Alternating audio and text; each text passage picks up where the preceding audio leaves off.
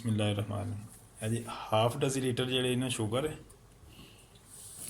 ਖੰਡ ਜਿਹਨੂੰ ਆਉਂਦੇ ਨੇ ਤੇ half decilitre sugar half decilitre water ਆਹ ਜੀ ਜਿਹੜੇ ਪਿਲ ਆਊਟ ਕੀਤੇ ਐਪਲ ਜਿਹੜੇ ਨੇ ਇਹਨਾਂ ਦੀ ਛਿਲਕਾ ਉਤਾਰੇ ਆ ਸਾਰੀ ਛਿਲ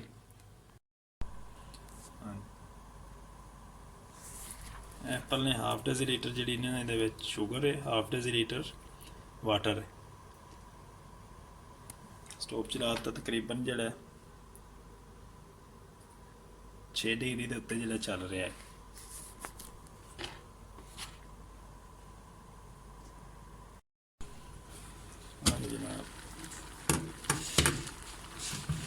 अबाउट 10 मिनट जो ना कुकिंग करनी चेक कर लें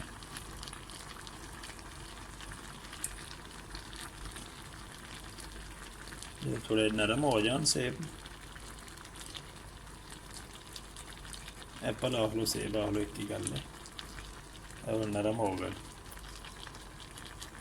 दरम्यानी जी आग दे उत्ते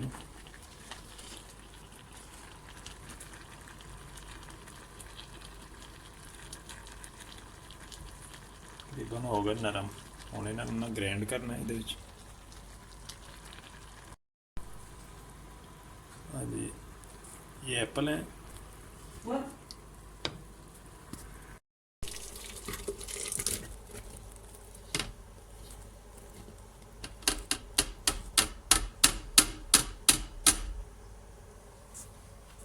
इन्होंने ग्राइंड करन लगे 10 मिनट तो बाद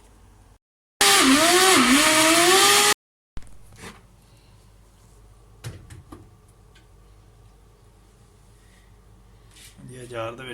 महफूज कर लिया।